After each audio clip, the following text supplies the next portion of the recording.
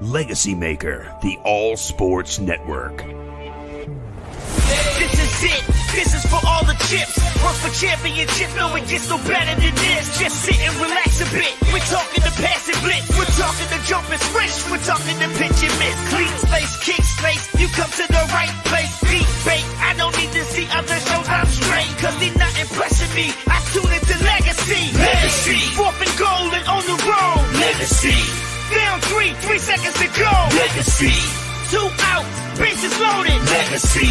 It's not a mystery, you're tuning to Legacy. Check the flag on the final lap. Legacy. 12th round, who gets in the match? Legacy. You want a Legacy.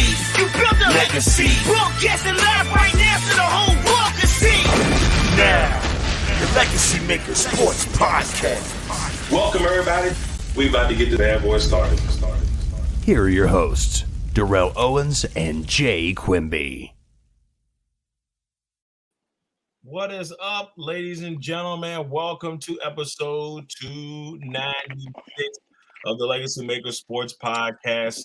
It's my man, Jeremiah Quimby, and myself as we bring you our 296th episode. And today we've got 4 days.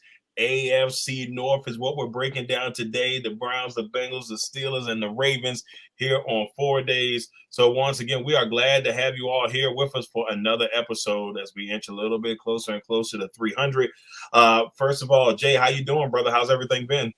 I'm blessed. I'm still here, trying to get everybody healthy and happy, and it is what it is. Just make sure you tell everybody you love them. Love you.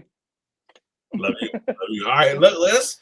So it's been a crazy week in some other aspects. So we got a couple of top stories that we're going to kind of get into. The first one that we get into is probably it's like, man, it's just a crazy scenario. Normally we don't talk about this type of stuff on the show, or we talk about it, but it's usually not a top story. But it's been so funny over the last couple of days about what's been going on in this situation, and that's the Zach Wilson situation. The Zach Wilson situation, out there in New York, Zach Wilson, the second year quarterback for the Jets,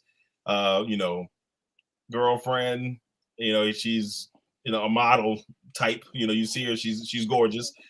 Things don't go well. Obviously, this is all rumored. The girlfriend said he saw Zach Wilson with his mom's best friend, and now she's with his best friend. His best friend. So I mean, you're talking about different levels of revenge, and I feel bad to even start off with something like this, but the reason why I start off with this, Jay, with this Zach Wilson situation, the scenario itself is crazy. But I want to look at it from a team perspective. Okay. You got, the Jets, you got your young quarterback, showed some decent flashes last year, won some games they probably shouldn't have won. And, they won that Bengals game they shouldn't have won. They won a Titans game I believe they shouldn't have won. And in a lot of people's eyes, but they showed that they could compete. And they had a amazing draft this year amazing draft to what they already got. So I mean, they're as a team, they're heading in the right direction. Right. So that's what brings me to my point here. You see the situation with Zach, and obviously you don't want any drama. Now we've seen worse drama than this. We've seen way worse drama than this. But with Zach being 21, 20 years old, he's still a young man, and the scenario is just crazy. But do you worry about the Jets franchise? No. Do you worry? Do you think that this situation will kind of like get them off the main topic of what they need to be talking about? Getting ready for the season and maybe making a pretty decent impact this year. The whole thing is going to be like we'll see what type of leadership he brings, because if he doesn't let it distract him, and everybody else gives him a little bit of here or there, you just keep going with the path you're going. Yeah. If it's true, we don't even know if it's true yet. We don't know. That's the thing, and for his girl to go to his best friend, and they're putting all these pictures up. We want people happy. But yeah, damn. Yeah, but I mean, here's the thing about that. As the best friend, you know what I'm saying? Let's let's look at let's say it was me and you. Let's just throw it out there. Let's say it was me and you. But as a best friend, I just had this weird thought where I would just give you Marissa's number at her address. Go get it. No. But I mean, like, that's something that would never cross your mind, right? No, you know what I'm saying? It's like when you have a friendship like that, you don't cross your mind. So I hate that their friendship, is pretty gone to the side, but it's like, were you really truly friends in the beginning? If it's okay for you to slide on in and take my man's ex-girlfriend, I mean, I'm written rule there. It's one of those things that, you see the generational difference between, our generation and that generation, because, it's something I talked to my nephew about. You guys, they can now take and block somebody and they're done with them. There's no emotional attachment to them. Right. Nothing. And it's just, that's dirty. I mean, that's just, it's not healthy to build relationships that way. Yeah. I mean, we'll be talking about the Jets probably here in the next, not this week, but probably the first week of August, I believe. Don't date the retreads. Really, Drew? What did he say? Don't date the retreads. I believe that what that's called is experience, sir. Yeah, it's like the double deuces on that one. It's one of those things. Older women, they know exactly what they want. Don't you? You're right about that. But see, that's the part that gets me, because the mom hasn't denied it that I know of, and maybe I just didn't look fully into it. But I mean, did the moms? I don't know, make you feel like the mom set it up or something. It's weird. It's kind of weird. I don't know. It is, but I mean, again, it's one of those things where it's New York, so of course it's going to be news. I mean, everything in New York is going to be news. Right. But it's one of those things. I believe that once Deshaun Watson's actual, what he's getting suspension, we won't even think about Zach Wilson again until he starts winning games. Yeah, exactly. One thing, and Becca said, what happened to the bro code? We don't know, Becca. We don't know where it went to on that one. But the one, what were we calling it, Jay? What were we calling the pre-show? What was the name of the gate that we had for this one? We had one. I can't remember what it was. What was it? Cougar Gate? Cougar Gate. There you go. Don't worry. Because I was trying to get you to get a picture. The video. Like Stifler's mom, and she goes to say, "Hey, Finchy," but it's like, "Hey," and then Tom Hanks, "Wilson." Don't worry. We'll have it next week. We'll have it by the AFC East episode. But yeah, that's the Zach Wilson situation. Hope everything works out, or they figure out everything there. Let's talk a little bit about the Denver Broncos. The Denver Broncos have had a pretty interesting week, Jay. A lot of positive things, and then some not so positive things happen in Denver this week. So, we've had different people have different views about the one thing. And can we just start with Rice becoming part of the ownership group? Yeah, I mean that's the big one for me. Having Condoleezza, I'm not Condi. We're gonna call her Condi because I'm not gonna show Condoleezza, because every time we'll destroy her name. That's why I said Rice. Every time I hear a name, I hear Dave Chappelle. Condoleezza Rice. I'm not gonna go into that skip, but I love Chappelle, bro. Every time I hear a name, I think about Dave Chappelle. But this is a big move for, and I'm not gonna just say black ownership because whatever. It's a big move for minority ownership in the league. I mean, yes, we got Shad Khan, but he's pretty much the main stable. We don't have anything else.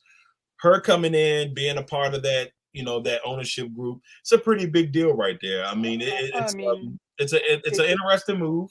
If you look at women in history, she is very, very much one of those people, like Ruth Bader Ginsburg being in the Supreme Court, or let me think, Rosa Parks. The way that she came in and the things she did, that she set the tone. She showed that women and women of color can be leaders in this country. Yeah, I mean, she did it. She did get a lot of controversy, obviously when she was out there with Bush, and but she's done a lot since then. And a lot of people may not know or fully pay attention, but I mean, she was on the college football, committee, for a long time, on the college football playoff committee. They flipped to the playoff, right? Instead of being, BCS the points, she was a big part of that too. Exactly. So she's not just politics. She knows a little something. So very interesting move by Rob Walton in the group as they add her on to add her on into their ownership group. Now, other part of this is kind of the non-happy side of what's been going on in Denver this week. So we kind of got some information on Demaryius Thomas's death, and they had diagnosed him with stage 2 CTE. We talked a little bit before the show, and we talked about tight end from the Patriots lacrosse giving it up at 29. When we were kids, these guys would play until they couldn't move off. You had to drag these guys off the field. This is not a slight at anybody. You had to drag these guys off the field. But nowadays, these young men coming here a little bit more conscious, knowing what CTE can do, seeing what happened to the older guys, and saying maybe I don't know if that's what I want for me when I'm 65 or 50 something, because it's happening earlier and earlier in these young men. And, I mean, for Demaryius Thomas is my age. He's like 38, and was. And so, it's very terrible. I mean, anything to do with the brain, is just detrimental. You, my wife, you guys have experienced one of the worst diseases ever in family members. But I mean, CTE, remember the first time they actually come up with a name for it was with Junior Seau. And when we heard what happened with him, we were just like, couldn't believe it. And this year, I think what we had, like Vincent Jackson drank himself to death, basically, trying to deal with it. Yeah, and I don't think, I'm not 100% in Marion Barber's situation has anything to do with it. I know he had a heat stroke, but I mean, it's just the way they said he was in shape, the heat stroke, it just don't make sense. Yeah, I mean, the whole situation is tough. I mean, a lot of players over the last year, over the last couple of years, you start to hear a little bit more about the CTE, man. It's a really rough deal. People retiring early. Ali Marpet, I'm good, guys. I'm good. I got a ring. I'm solid. I'm gonna go enjoy my life. I think we talked about it before. We're gonna see a lot more of this. We're gonna see a lot more of players saying, you know what, no, man, like I made my money. I got me one good contract. And with the money the way it is now, you can get you one good contract if you do right by your contract or do your money or invest in your money the right way. It'll last a generation or so. So it's just like you're seeing a lot of that now. Oh, absolutely. I mean, they've taken a lot from seeing players in the 80s and 90s. You got gambling, buying, dumb stuff. I mean, it's just insane what people spent money on back then. Right. But then, now you've got also, the NIL deals for the younger guys. That gets them a foundation. They come into the league. They get after their rookie contract's done, that one good big signing, they play it out. And most of the time it's 28, 29 when they're done with that. Right. And they're good. And they're like, peace. Yeah, we've seen a lot of that in the last probably about 7 or 8 years. I think the first big one, and he wasn't even in the league 2 years, Chris Borland. We talked about that. We talk about that all the time. Like people was like, oh man, he's great young linebacker for San Francisco. And and the sky was the limit. He said, "No, I'm good." But the year that he came on really good was the same year when Patrick Willis said, "I'm good, I'm done." Yep, and he still had like what people thought was 3 to 4 years left to play. Yeah, and he's just like, "I'm good, man. I want to be able to walk away from the game, not be wheeled." Yeah, and I mean, and I don't know if it'll hurt football, but before we move on. Obviously, it's going to affect football in some way, but do you think it'll hurt the game overall? I mean, where people are starting to leave a little bit early. Do you think those kids that were prime football players in their youth starting to say, nah, maybe basketball is a little bit more of my goal, or maybe baseball because there's a lot less physical strain. Plus, there's more money out there in baseball and basketball. And do we start to see those people drift into those lanes because of that? I'm going to say no, because football's football. Right. I mean, ultimately, you got to love a passion for the sport. We know information helps so much. Not knowing what's going on, I watched a thing on Brett Favre where he was talking about his opioid addiction, where he would get his monthly script and he would have that gone in 5 days. That's crazy. That's crazy when you say it out loud. It's scary actually, because it's a lot of pain they got to go through. And he's like, everybody else knew, but I had no clue. He's like, I'd make my round around the locker room asking people for pills, do this. His wife saw it. And, when you're in pain, I can speak to this. You just don't want to be in pain anymore. That's the biggest thing. Whatever it's it takes, terrible. I don't care what it takes to get rid of it. Just let it go. Please let it go.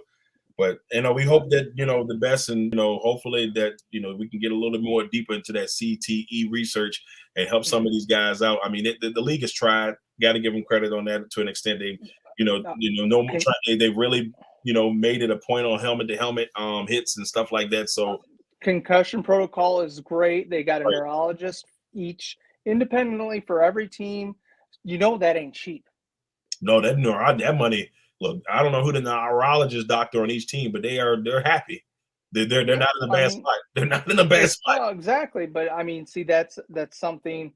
Everybody rags on the NFL and they say they don't care. Well, obviously they do care. If they didn't care, they'd be like, all right, go ahead and take his head off. We got another backup quarterback. Right. Exactly. But we'll see how things continue to go. But a pretty decent week for the Broncos and some ups and downs. But we'll get to the Broncos a little bit later, down the road when we hit 4 days for the AFC West. Now, next on the totem pole here, we got Donovan Mitchell. The trade rumors have been glory. The Spider. Yeah, the Spider, the man from Louisville. We've heard a lot of trade rumors. We've heard the Jazz say, nah, bro, it's not happening. Then we heard the, Jazz saying, well, maybe we'll be a little bit more open to it. They got, they already traded Rudy Gobert. So at this time, it's like, I just kind of want to, get your thoughts on, do you think he actually, will get traded? And where would you like to see Mitchell go? Because we've heard Knicks a little bit. We've heard Miami. I've heard the Nets. We've heard the Nets.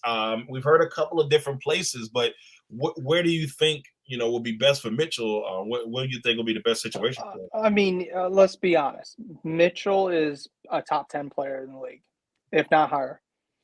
Why would you trade him? You have all that stuff that you got when you let Gobert go. Mm-hmm. Why don't you try to entice? I remember the late 90s, it was the Jazz. Yep. Until Kobe and Shaq got together, the West was theirs. Yeah, they were pretty much in, a really good spot in the West for at least. They had at least 5 years where they were like, I wouldn't say dominant, but they were really good in the West for like 5 year period in the 90s, and including 2 trips to the finals. And so, but my thing with the Jay is I look at Mitchell, and the vibe I get from the Jazz is they're rebuilding. Because you send Gobert out there, and yeah, if you are going to build around the Spider, by all means, go ahead, you build around that guy. But there's something about it that gives you this vibe that they may be rebuilding, and may retool, and new coach, maybe the new coach and Spider don't, maybe he doesn't go into the plans, but that's the vibe. That's the vibe I get. I'm not gonna disagree. One place that they got the money, but then you also got to look. You can only have one per person on a rookie max contract, and like 2 people on a max contract. And so, that cuts the options down drastically. Right. You're going to have at least 3 to 4 teams involved in a trade. Yeah, in order to make it happen. And so that's, the situation for them, Utah has been, it's been a tough offseason for me, if you ask me. It's been a real tough offseason for Utah. Absolutely. And they're trying to get it out. They got the next stellar head coach coming from the Popovich tree that came from Boston. I would think Will Hardy is his name, I believe. And I know his last name is Hardy. I don't know the first name, but Coach Hardy is going to be, putting himself in a situation, a lot of expectation for these Popovich head coaches. You know, they've been kind of running things here the last couple of years and with a couple of championships under their belt. It's a lot of, especially if you're the new guy and they trade away their 2 stars. If you're a fan, you're looking directly at him. Right. I mean, there's so much pressure. They want to see you develop rookies, bring in G League players that can do stuff. I mean, I don't know why they would want to trade him. It just don't make sense to me. Well, go ahead, Jay. I'm sorry. No, because if you hire a coach and you have a player like this, don't you talk to the player before you hire the coach? This is true. So that's why I said in most cases, that's what happens. They talk to him and say, hey, this is who we're bringing in. You know, what do you think about him? But that's what my thoughts are. Are the Jazz are they at that level with Mitchell right now? Or where exactly they are? Me personally, I obviously, I mean, I would love to have him in Miami, but I don't know if he's even the right fit for us down in Miami. I think, a lot of people want to see him go to New York. New York has been screaming for years for a superstar on this team. Randall had a nice little year and a half ago or 2 years ago. Randall had a nice year. Barrett has shown some flashes, and Porzingis, but they haven't had that guy, Jay, that just kind of goes in there and just is that guy. I don't know if since Carmelo. Since Carmelo, and so maybe New York will be the spot for him, but I think New York's probably like the fan favorite for a lot of people. It's the fan favorite, of course, and they've got the money. And I mean, going from Colorado to New York is just a culture shock in itself. Yeah. And it's going to be a lot of expectations. Now, do I think Mitchell can? Of course. But then the East is freaking loaded. You got the Heat, the Celtics, the Bulls. You got even the Cavs are building. The Sixers. I mean, it's just they're loaded. I mean, I don't know where it goes from here, but there's still how we talked about the other day, how there's a lot of NFL free agents still out there. There's still there's a couple of really good names out there, including James Harden, that no one talks about because everybody just automatically assumes he's going back to the Sixers. But I feel like it would have happened already. I got a weird vibe. He might lately, who knows? Somebody might say, hey man, just come on, hang with us. But I see Harden going back to the West, to be honest, on some sort of because what I've heard is that Durant is not going to get traded from, and they're going to keep Durant and Kyrie in with the Nets, which I think is ridiculous. They know what they got. But see, that's the crazy thing, Jay, because I could it still work? Yes, but it all predicates if Kyrie is on the floor. And this is not a shot at him, or this is not to say, whatever. It's which Kyrie's on the floor. You got to get Kyrie on the floor in order for them to thrive. And I know a lot of people have been hearing the LeBron in LA, but is LeBron gonna be enough to keep Kyrie on the floor? In the end, you got to have Kyrie on the floor. That's when it comes. When he's on the floor, he's amazing. You just got to have him there. He's got to be accounted and a present. So, but also the other thing, Kyrie is not old, but he's getting up there, and Durant is long in the tooth. I would say we got Durant for maybe 3 to 4 more years before he's done. Yeah, and can he still be productive? Of course he can.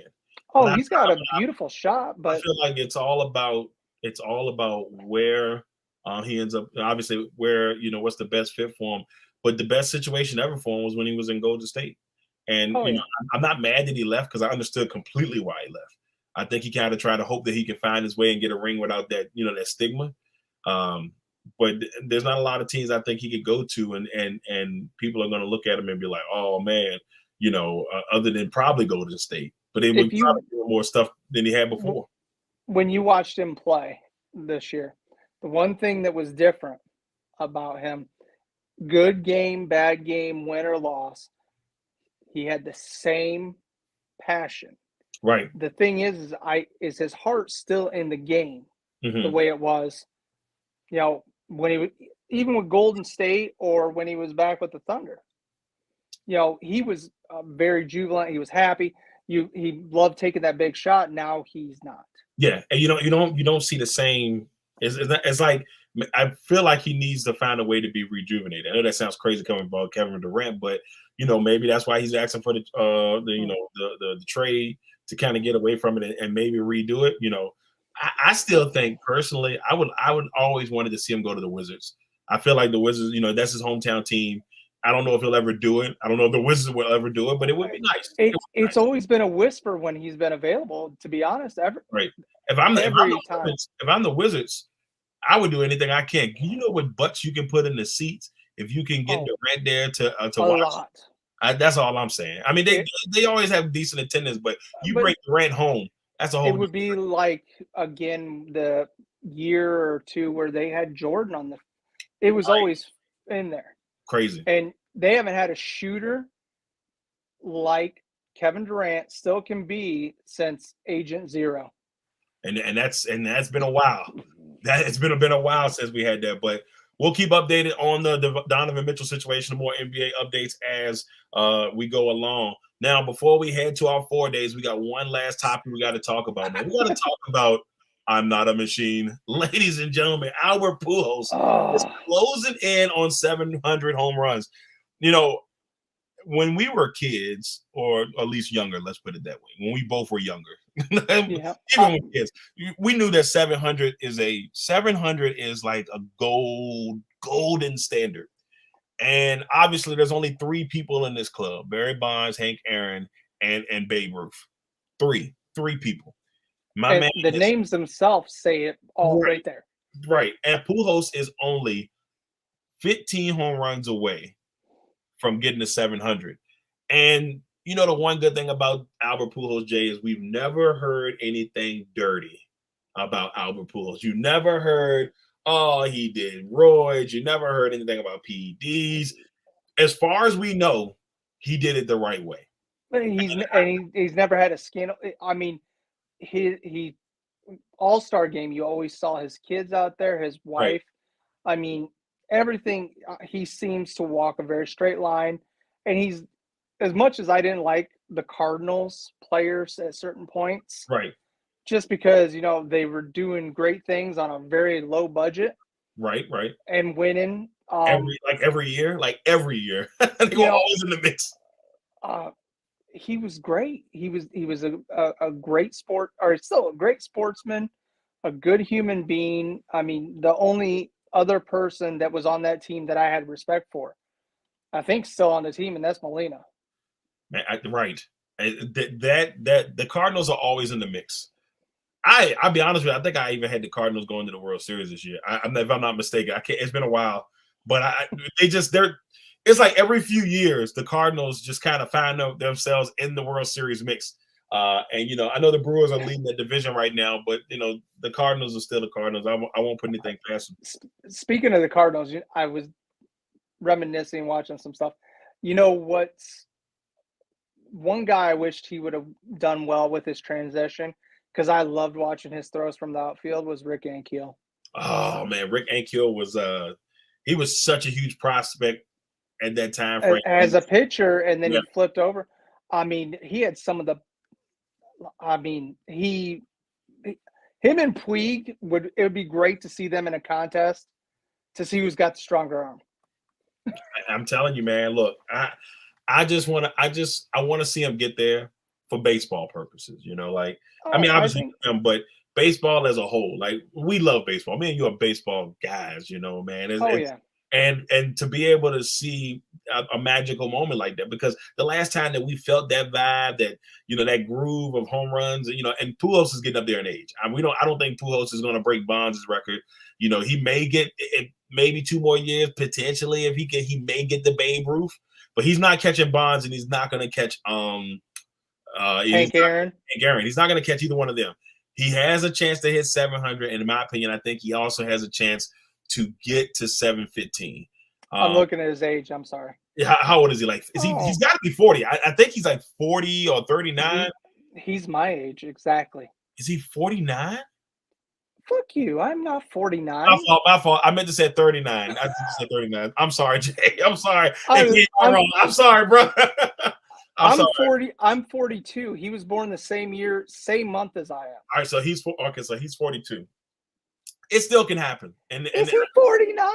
I'm sorry, damn Jay. good-looking 49-year-old. I'm sorry, Jay. I apologize, bro. I apologize. That's all on me. That's all on me. Oh. But I mean, but with all that said, I love Pujols like as a player because I feel like he's probably one of the last of those giant, like home run hitters that, as far as we know, has done it the right way. We haven't heard any, blasphemy. It's just like I want to get there. First ballot Hall of Famer all day, and it's not close. I mean, if anybody says he's not, they're tripping. It's going to be that one idiot that didn't vote for Jeter. Right. Right. Because and then like you look at it, Pujols got 2 World Series rings. I believe he's in there. Like there's no and way. He made the All-Star game this year again, didn't he? He did. I don't know if they did it as a. They did it as kind of a tribute thing, but he's still there. I mean, he's still there. I mean, but you know what though? He's having the best year that he's had in a while. He was with the Angels, and we'll move on after this. But doesn't it feel like when he was with the Angels, his heart wasn't in it? It's like he was just there for the money. It always felt like he never wanted to leave St. Louis. He just kind of felt like he had to because they weren't going to offer him the money that he wanted. And I think that's what happened. Almost, I wouldn't say Freddie Freeman-esque, but it definitely just like you could tell he didn't want to be there, man. Oh, I'm not going to disagree because I mean, being a baseball player from that era that cut, or as they call us, the Gen X or Gen Zs, right? Our loyalty runs so deep, it's not even funny. Exactly. And it's crazy. So yeah. Well, before we move on, real quick, couple dreams here, Becca. This is why they need to invest correctly versus crazy stuff with their money. Definitely agree with that, Becca. The NFL got to be real smart with that. Also, but people got to stop saying to get around the concussion protocol. That's true too. You can't just say anything. Be true to yourself. Don't go out there and get yourself hurt trying to, get back on the field. In the end, you got to take care of yourself.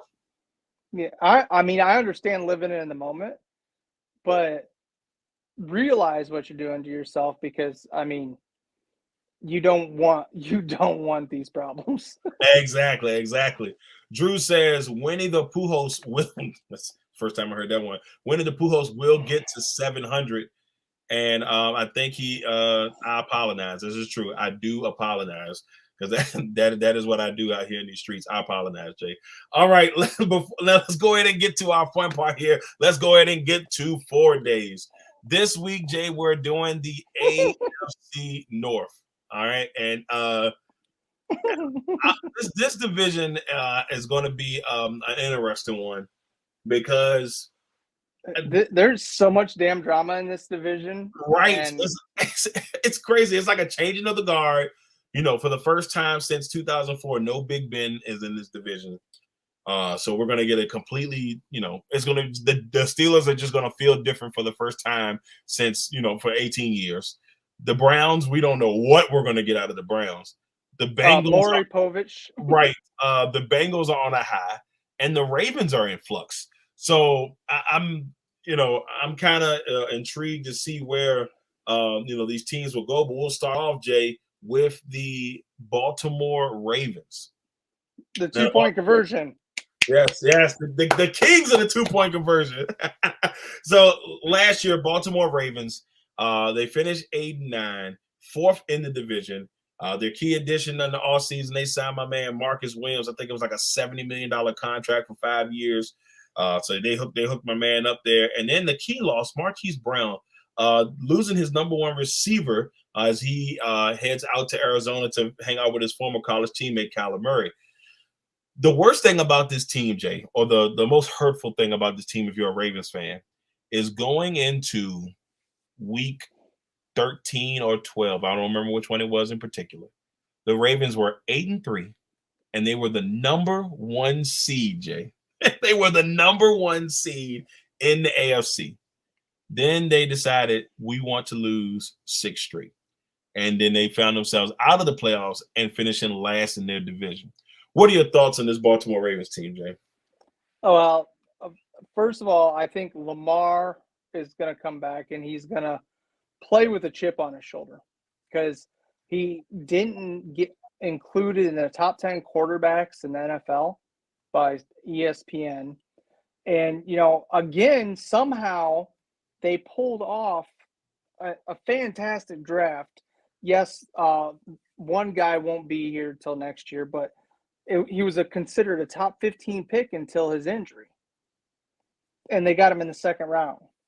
And, they're secondary healthy, and they bring in Kyle Hamilton and, another, Iowa center and Tyler Lindenbaugh.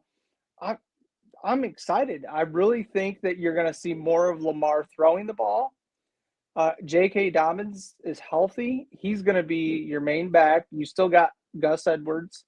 Justice Hill, I believe. Justice Hill as well. Is he still there? Yep. Yeah, but they have him as the fifth string. Really? Yeah. They got Mike Davis too. Oh yeah, Mike Davis. See, Mike Davis was a disappointment last year, man.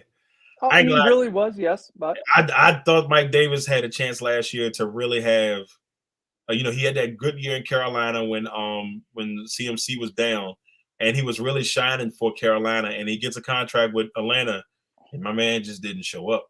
Look at the difference in the lines. That's true too. That's true too. I'll give him that, but it was kind of hard, man. But I mean, this is a running team, so this is a good deal for him. I mean, this is a really good chance for him to bounce back one more time, Jay. Absolutely, and then Marquise Brown is gone. I believe that was calculated because he was getting ready to be paid, right? And he wanted to be paid like a top 5 receiver. But he's not a top 5 receiver. He's not going to get that money playing in Baltimore. His numbers wise, no team can justify giving him big money with the way Baltimore uses him. And in the end, you want to make that money. You can't make that money that way. So I completely understand. He got to take care of his family. So I understand it completely. They got Duvernay, and then Bateman is going to be healthy. If Bateman stays healthy, Bateman will be a big play target. And Lamar can whip the ball just as good as he can run. I'm excited. Yeah, I want to see him do better. But this is a big year for Lamar and the Baltimore Ravens because we're going to find out. And Harbaugh, because you know what? Yeah. I got a bad feeling, bro. I think it might have been. I think we had a Legacy on Fire a while back, and we was like, "What team is going to like surprisingly disappoint this year?" They were my choice. I'm telling you, I think this could be it. We could be a whole new Baltimore Ravens team for the first time, like just a brand new outlook on life next year. That's the vibe I'm getting. Maybe I'll be wrong. Maybe I'll be wrong. Maybe. I mean, they also got a tackle from Minnesota. Mm-hmm. I can't say his last name, but he is a monster.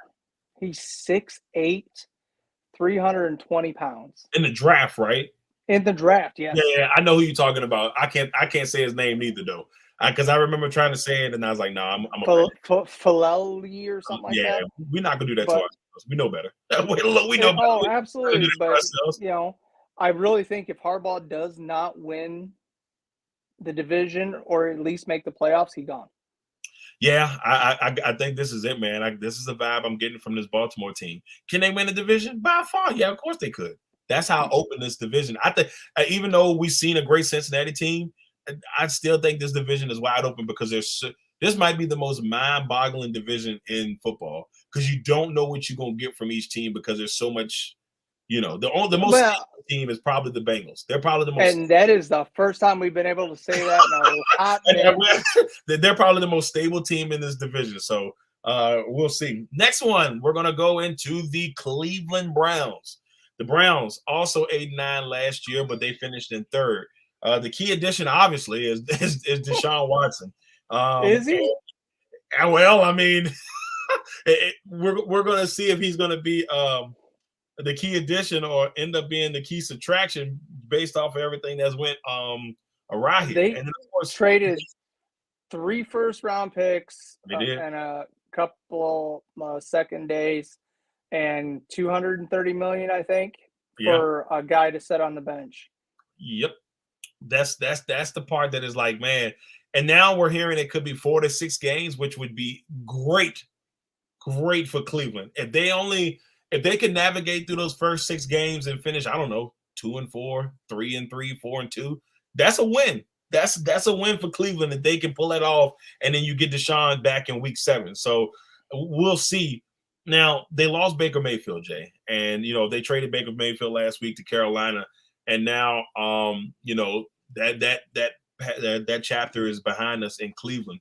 But I think a lot of people, and you said it, I think last week or a couple of weeks ago, Baker Mayfield was a very critical part of this resurgence in Cleveland. I mean, he got them their first playoff victory in over, what was it, 12, 13 years? They hadn't won one since what, 03? It's been a minute. Like, I think I was a senior in high school the last time they won one. So, now you look at this team. What are your thoughts of this Cleveland Browns team as they head into this 2022 season? Well, they got rid of, Landry, but then they brought in Amari Cooper, who's still a solid receiver.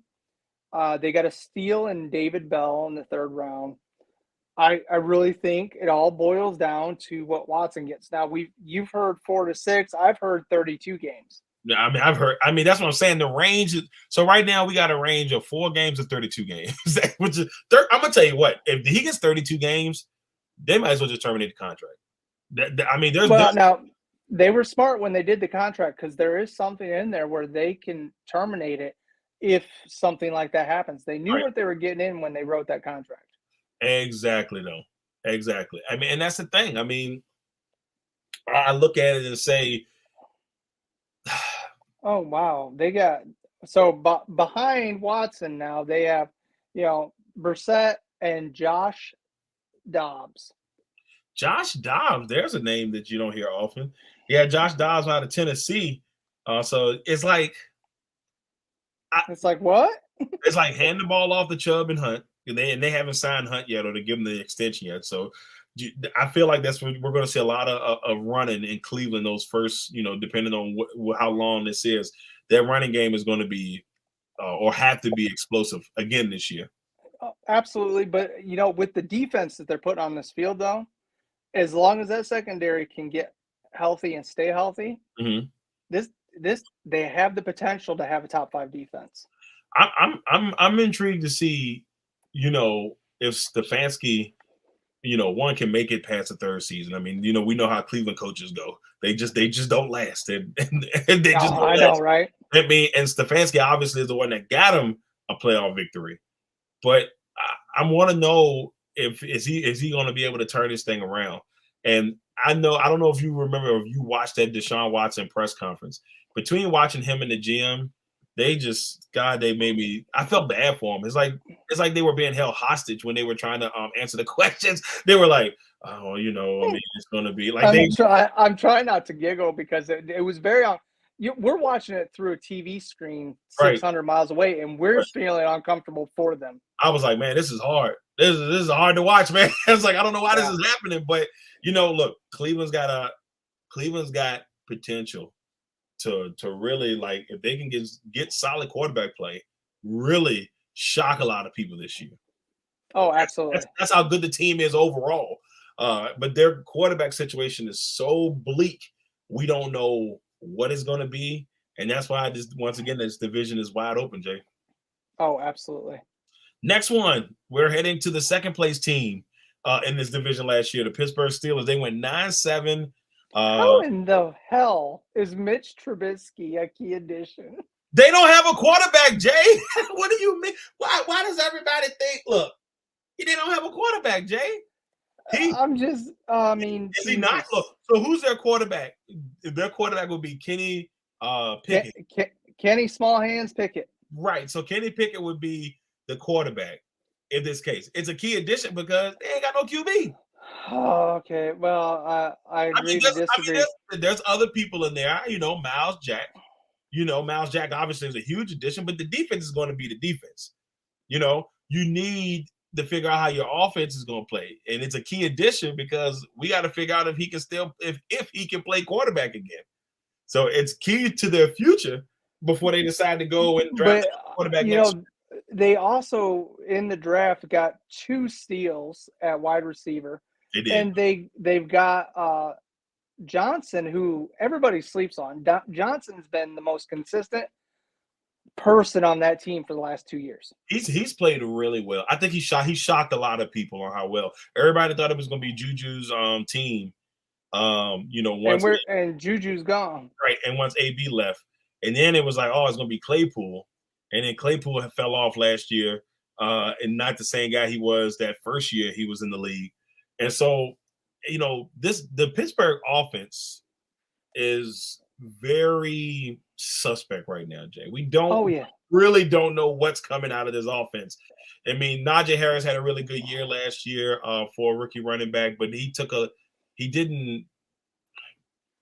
was good, but I don't know if it was good enough to move the needle. Like, he was productive, but like, was Najee Harris out here, Jonathan Taylor in it? You know what I'm saying? No, yeah, I agree with you. And so that's what is he going to have that type of year this year? They've got to figure out something. I really, I'm surprised that they haven't reached out to see how much it would cost them to get Garoppolo from the 49ers, because they are seriously a quarterback away from being right back where they were. Right. If they can just get solid quarterback play, they'll be fine. They just need somebody. They don't need nobody to. They need a manager. Grab my strong hand. Man, leave Kenny Pickett alone, man. Leave Kenny alone, man. Kenny all right with me, man. I'm cool with Kenny. I'm cool with Kenny too, but then when measured hands, and I'm a hobbit and I have hands the same size as him. Oh, okay. Look, I see this with this Pittsburgh team. Defense is going to be solid. Defense is going to be ready to roll. Defense is going to be fine.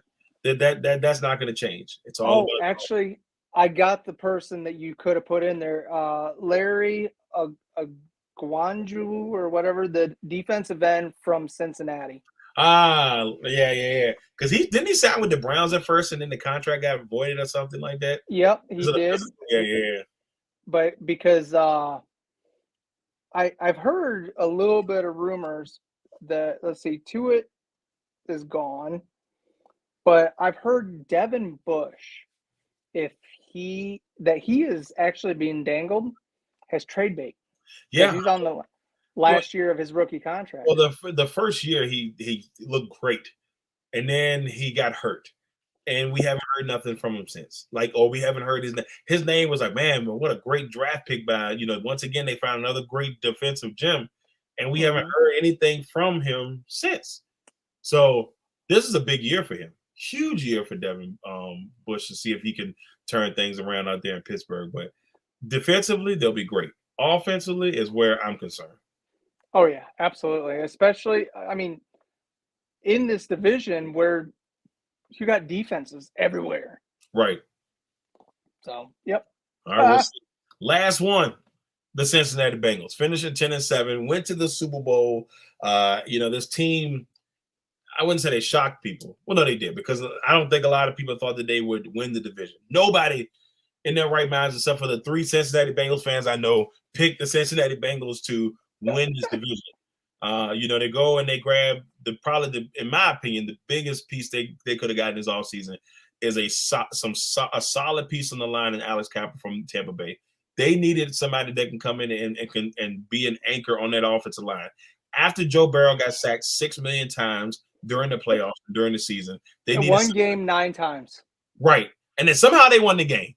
Yep. Just imagine if he was being protected in that game. It could have the game probably wouldn't even been close, Jay. But besides adding Kappa, Hayden Hurst, if he can stay healthy, will kind of ease with CJ leaving.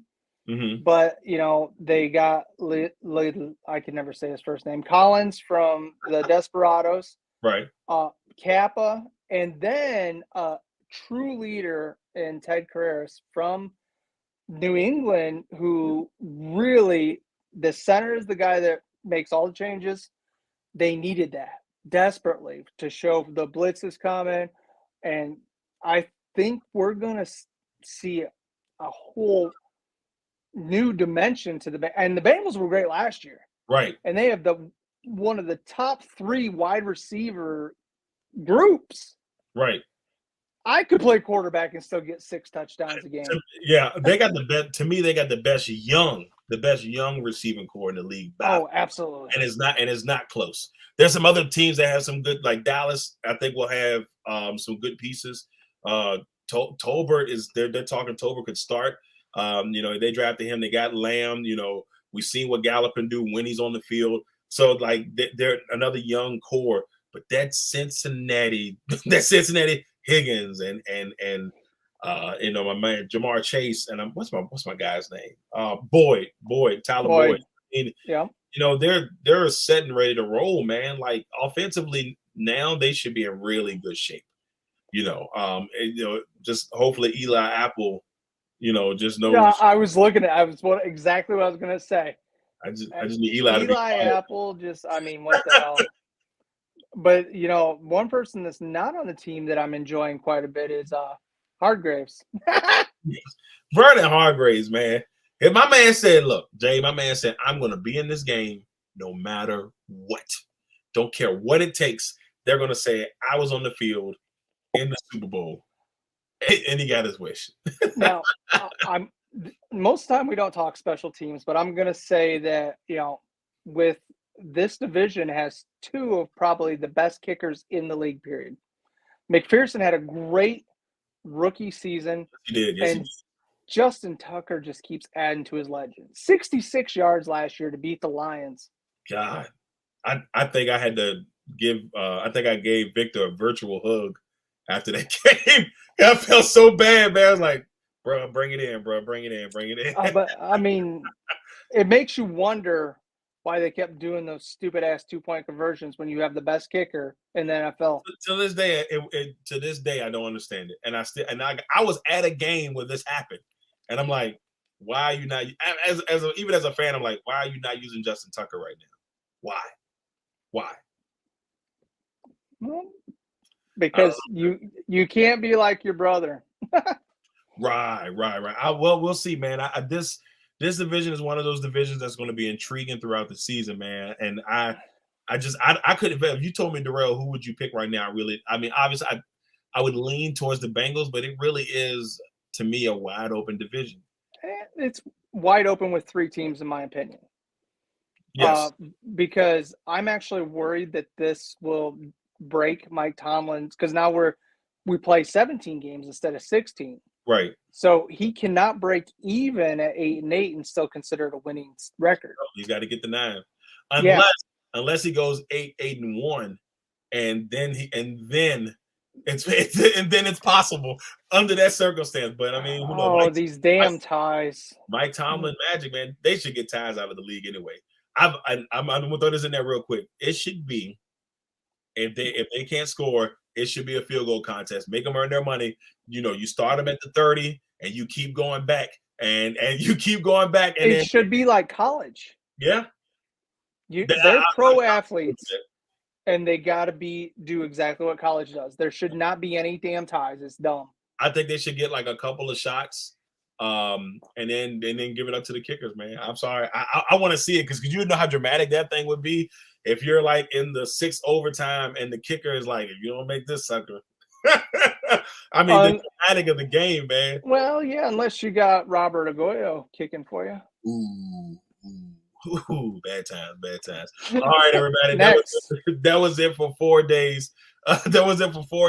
Next week. Well, not next week, because next week me and Jay are heading to the AFC Media Day. So we will be down in Charlotte. We're not going to do a show next week. We will be back the following week, but we will be doing on the road again next week. So be ready for on the road again. Jay's already started studying. Look at this guy. He's got the sheets out and everything. But when we come back the following week, that Wednesday, which should be, I believe, the 27th. The 27th. This is a division we will be talking about. This is a division we'll be talking about after that. So Now, let's go ahead to a favorite segment of the show. And now it's time for Cash or Trash. All right, it is.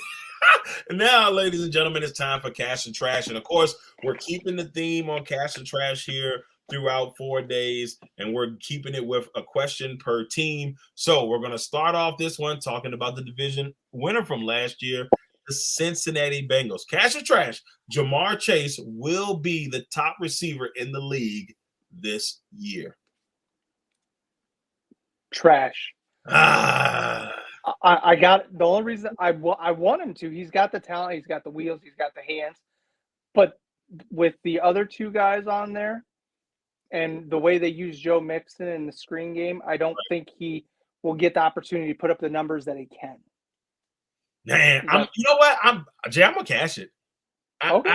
I don't know what it is, man. Like, I feel like Burrow strikes me as this guy. Burrow strikes me as this guy that just he takes his game to another level each time. Since I've watched him play, he hasn't done anything to prove to me that he is not going to continue to get better. And I just got a feeling that him and Chase are really going to go off this year. I'm quick. I got a story I've watched today. When they were doing their spring practices, you're not supposed to hit the quarterback. And it was Burrow right after he transferred to LSU. Patrick McQueen got across and ripped him down to the ground. Burrow got up, pulled his helmet off, and McQueen pulled his off, and he decked Patrick right in the mouth. I love Joe Burrow, man. That tells you what type of competitor he is. I mean, he doesn't take the BS, and he's a great leader. It's something about him, bro. It's something about him. Like, it's hard not to root for him. He's got a swag to him, man. It's like he's got Fitzpatrick's swag, but he's talented. He's got all the swag that Fitzpatrick has. But he don't got to be great coming off the bench only. Touche, homie. Touche. Next one, Cash or Trash. Kenny Pickett will start for the Steelers at some point this season, non-preseason. I mean, they drafted him, first of all, just because of the stigma of missing out on Dan Marino. I think they took the wrong quarterback, honestly, but I think he'll start, yes. I'm going to cash it as well.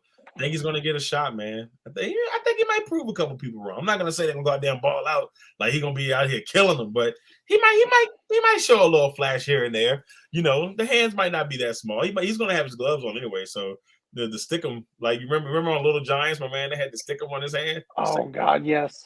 Same dream. Same dream. Throw the football is like, what's that slide? Hey, I got Becca, the Icebox Quimby in there. You really want to? No, I'm going to get tackled. You're going to get beat after this show, sir. Next one, Cash or Trash. As we go to Baltimore. This is going to be Lamar Jackson's last season in Baltimore. Cash or Trash? Well, if they're smart, it's trash, but I'm going to cash it because they're not. They prove they don't want to pay people by sending Brown out. So he's out. I think he'll end up in Seattle. I'm going to also cash this because I feel like when I look at this situation, he wants to prove that he is a top 10 quarterback. That's why he got so mad about what they're saying about him. It's part of it. You can't tell me when people see him, they think, oh, he's a running quarterback. But he's won an MVP. And we know he's talented. We've seen the arm strength. He's got the arm strength. He can go out there. I want to see Lamar Jackson in another system that will benefit him, not just because of his feet, but because of his arm talent, because we know he has the arm talent. And I want him to be able to use the arm talent first and then sprinkle in a little bit of that foot magic and then really show off. If I had to choose a situation for him, oh, boy, it's tough. I don't know where, the Commanders will be next year. But, with McLaurin and, I would like that'd be one place that, but it's really tough because like Pittsburgh would be a great place, man. I know Ravens fans would hate that. But I mean, could you imagine him in Pittsburgh with Johnson, a decent running game with a phenomenal defense, and they're going to throw the ball because Big Ben used to sling that sucker even when his arm was falling apart. But it didn't matter. Tom is going to let him throw the ball. And he loves throwing the ball to Mark Andrews, and Pat Vermouth really showed that he has the hands. So I mean, I could see that happening, but I mean, within the division. Yeah, well, like I said, I mean, he'll be a free agent though. So I mean, it wouldn't be like he just went. He would be able to make that. They'll do something petty like do that. Oh shit! Franchise I can't think what it is. Not the franchise, the other one where it's detrimental to the club. Transition tagging. Oh no! Well, I hope that doesn't happen. I don't know where he ends up. And that's going to be conversation all season until he signs that contract.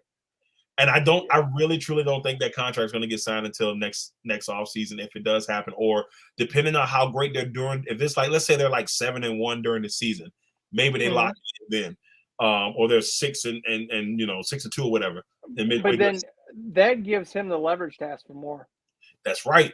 But see, I feel like they would have paid him already, Jay, if they were going to pay him. That's the part that bothers me. Like, I mean, the guy's won an MVP. To be honest with you, he was on track potentially to win an MVP last year at some point before he got nicked up. He had the team in first place. He had a team that didn't look on offense, that didn't have running backs. They were 6-string cornerbacks out there, and they were still the number 1 seed in the AFC before he got hurt. And you know who's got draft picks and a quarterback to flip, and it would be a good situation / system for him? The Dolphins. Look, hey, with all that firepower they got a receiver now, and you got Edmonds, sheesh, look, I'll tell you what. And their defense wasn't too shabby. I don't know how they will look without Flores, but, I mean, we're talking about a team that ran off 7 wins last year and almost made the playoffs. Man, I couldn't imagine, Miami, man, it would be prime time in Miami, man. Everybody would be heading down to Miami to watch Lamar. Oh, yeah. Tyreek. You got 2 of the fastest guys on the field on the same team. But then also you think about, they bring in the zone blocking. It's the same system almost that Colin Kaepernick played in. Intriguing. It's intriguing. I just kind of thought. It's just a thought. It's just a thought. Last one, cash or trash. The Browns defense will be top 5 in the league. Cash or trash? Yeah, I want to cash it because of but I think from how there's so much question on who's going to be the quarterback. If Watson's the quarterback, I'm going to cash it. If he's suspended, it's trash because they're going to be on the field too much. Way too much. Same thing I was thinking. They're going to be on the field way too much. And so, yeah, for me, I'm going to cash it, though. Even though, I kind of agree with you. It's like a split situation. Really depends on. I mean, Myles Garrett, I think they did sign Clowney back, right? Did they sign Clowney? They did. Yeah. So you got Clowney back. You got Denzel Ward. Just so much talent on that guy. A guy to keep your eye on. I'm not huge on LSU guys, but Grant Delpit. Yeah, and Delpit showed out a little bit last year. They're so talented on the defensive side of the ball. I mean, I just hope that the offense can play up with them. I hope that for Cleveland fans' sake, that they can kind of get that thing back together. But I tell you what, I can't wait for Week 1, Panthers and Browns. I hope it's in Cleveland. I don't think it's in Cleveland, but I hope it's in Cleveland. If it is, man, Week 1's gonna be fun. Oh, Week 1's gonna be fun. I can't wait. I mean, let's look at this. Josh Allen was taken 7th in that draft. Mm-hmm. 1st and 3rd pick right now are sitting at the Carolina Panthers. It's crazy. It's crazy. 1st and 3rd pick. Yeah. 2 guys that were quarterbacks. To be honest with you, I still don't think Darnold got a fair shake in New York. And to be honest with you, Baker didn't get a fair shake completely all the way in Cleveland because, I mean, the guy got him into the playoffs, something that Darnold didn't do in New York, and got him into the playoffs. And it's like, I'm not trying to say anything about or OBJ, but I think him being there didn't help Baker be a leader because OBJ is more of a character. He's a Darrell Owens type. He was perfect. Look, OBJ was perfect for LA. Perfect place for him to go to, and that's why I think he'll probably end up signing there again. Probably mid-season once they know he's healthy. He's not getting signed until then. If it does happen, he's going to the Packers. No. No. Last year, I would have been all down for it with him and my guy together, but I can't. I don't need a guy that both knees are broke. And as much as I like him. And I know the talent is there. I can't have both knees broke. I just can't do it. I looked because I heard the icebox moving. I was like, uh-oh. Better watch out. you better watch out. All right, everybody. That is it for Cash or Trash. And that is it for episode 296 of the LegacyMaker Sports Podcast here on the LegacyMaker Sports Network. 300. So I think I'm planning this out. Go ahead, Jay. Go ahead. I want to give a shout out to my niece, Harley Kazart in Michigan. She actually shared our thing earlier saying, check this out up in Michigan. So yeah. Gotta give her respect. My uncle and his bestie, ladies and gentlemen. My uncle and his bestie. So thank you, Harley, for sharing and giving us some love on that. Thanks for everybody that tuned in today, that watched, that commented. Appreciate it. Once again, make sure you check out all the great shows on the LegacyMaker Sports Network. We got a lot of greatness going on. You got Monster Minutes. Make sure you check that out, happening on the weekends, Saturdays or Sundays, depending on what day the race is. Make sure you check out Monster Minutes with our girl, Becca Cottingham. You got In and Out with Drew Willingham, and he's got special guests on each week with different people. Becca's going to be on there next week, so that should be a fun one.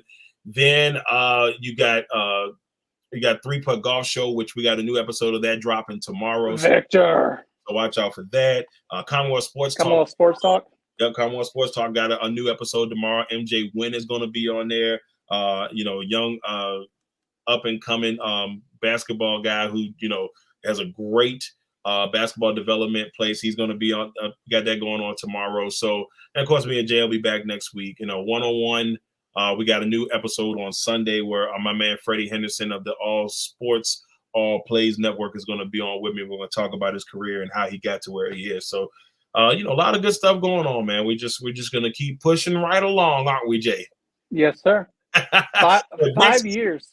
Yeah, 5 years. 5 years, August the 11th, man. I can't believe it's been 5 years. Very excited, man. I mean, we got year 5 coming up. But the most fun thing, I cannot wait for ACC next week. We'll get to connect with some of our people outside of the network, Raphael Haynes and some of the guys at 3-point conversion. Cortland's going to be there. So we're going to all meet up and get the chance to see. I forgot. We forgot one. Rob, I cannot remember the name of Rob. Oh yeah, and Rob's got Intense Sports Talk. He's got his show coming out. Well, Ram Talk, that'll happen during the fall. Definitely watch the Ram Talk. I absolutely love it. Yeah, so we've got a lot of goodness going on. Legacy on Fire will be back next month as we get closer to the end of once we get into August. So haven't picked the date out yet, but it will be back next month, probably in the middle of the month. Next week, check out the ACC network if you have it on your cable provider, because you'll see these two beautiful faces, along with Justice. They don't want to forget about Justice. Justice will be with us in the spotlight. Let me not forget in the spotlight. So in the spotlight with Justice Miller, she's got her one-on-one interviews that she's been doing with some players within the area, and so she'll be with us next week. So we got a team of 3 down at the ACC, and we will have a special episode of On the Road again to commemorate that great moment. So, Jay, I think I'm all talked out, brother. Anything else you want to say before we get out this bad boy? No, just everybody's, appreciate your people and be blessed. The world's a bit crazy. Yeah, just a little bit crazy. Nothing too shabby. But, all right, everybody. Once again, thank you all. Truly appreciate it. Go out there, check out the LegacyMaker Sports Network, check out all our shows, check out all our articles, check out our website, LegacyMakerSports.com. We love y'all. We appreciate y'all. Is that my nephew? Yeah, that's your niece out here screaming, talking about no. I don't know. They're hungry and they're yelling at me, so I got to go. Oh, damn. All right. All right, everybody. We will see y'all all the week after next for the Legacy Maker Sports Podcast, but we'll see you next week on the road again. Peace.